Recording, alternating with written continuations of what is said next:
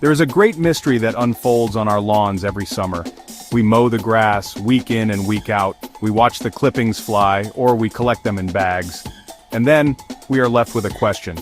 What on earth do we do with all of this green stuff? Many of us simply leave it on the lawn, hoping it will vanish. Or perhaps we create a rather sad-looking pile in a forgotten corner of the garden.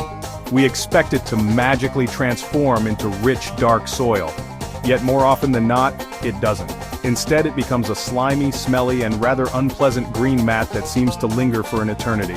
This problem is a familiar one to gardeners up and down the country. That pile of clippings just sits there, refusing to cooperate. Before we get our hands dirty with the solution, we must first clear the ground. There are many myths surrounding what happens to grass clippings. The most common belief is that if you just leave the clippings on the lawn, they will feed it.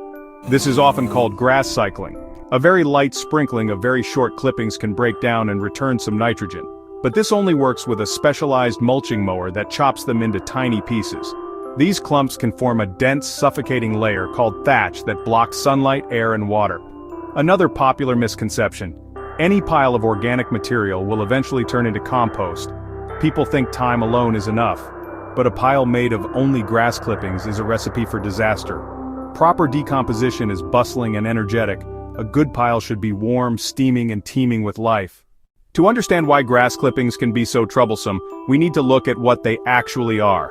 Think of a single blade of grass. It is a small green powerhouse made primarily of two things: water and nitrogen.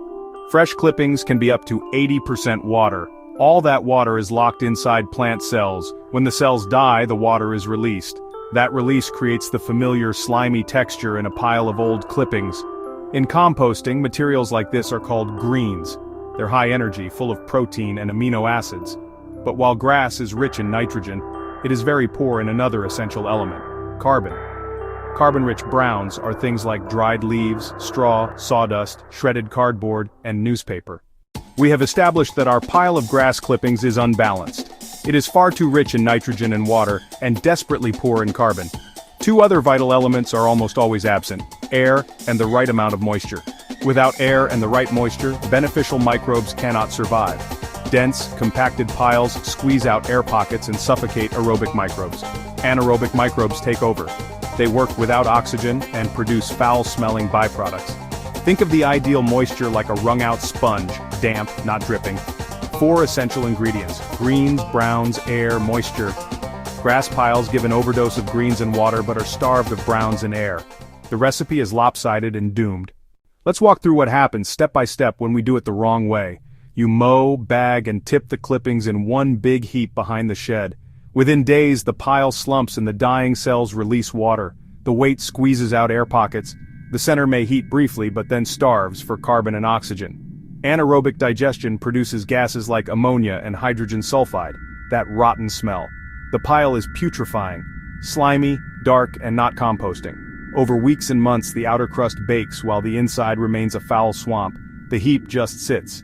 It attracts flies and rodents and can become a source of disease. Instead of crumbly humus, you get toxic sludge. A failed heap is useless and risky. This is the inevitable result of giving microbes the wrong ingredients and environment. Learn from it. Don't repeat it. Now that we understand what goes wrong, let's focus on how to get it right. The secret is to create the perfect environment for our microbial friends. It's all about balance. Give them a balanced diet. The ideal ratio by volume is roughly 1 part green to 2 parts brown, the golden rule of composting. Browns are all around you: fallen leaves, shredded cardboard and newspaper. Tear them up to increase surface area. Wood chips, sawdust, straw, dry, woody, carbon-rich material. Moisture: keep the pile like a wrung-out sponge. Grass adds moisture, browns absorb excess. Structure: shredded cardboard and twigs create air pockets that prevent compaction. Maintenance: turning the pile reintroduces oxygen and keeps microbes working at full speed. Right, let's get practical. You can use a plastic tumbler, a wooden bin, or a freestanding heap. Principles are the same. Start with a foundation of coarse, twiggy material to allow airflow and drainage at the base. This prevents the base from becoming a soggy mess. Begin with about 6 inches of brown materials, shredded cardboard, dry leaves, or straw. Then add a thinner 3-inch layer of greens, your grass clippings. Remember the 2-to-1 brown to green ratio by volume. Keep a small pile of browns beside your bin so you can add a scoop each time you add grass or kitchen scraps. Lightly moisten dry browns as you build the pile, just enough to be damp. A spadeful of finished compost or garden soil acts as a starter culture. No fancy activator required. Keep building until your pile is at least 3 feet high, that's the minimum to heat effectively. After a week or two, the center should be hot and may steam, a sign it's working. Turn the pile every week or two with a garden fork. Move outer material into the center, and vice versa. Do this and you will be amazed how quickly it turns into dark, crumbly compost. We have journeyed through the science, so let's distill it down to the core solutions. The problem? Grass clippings are too wet, too nitrogen-rich, and compact too easily. Solution 1, add browns. Shredded cardboard, newspaper, leaves, straw, wood chips. Solution 2, manage air and water. Structure the pile and keep it like a wrung-out sponge. Solution 3, turn it weekly or bi-weekly to reintroduce oxygen and speed decomposition.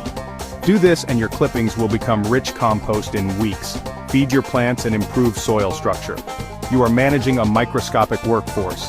Feed them carbon and nitrogen, give them air and water, and they will work tirelessly for you. So where do you begin?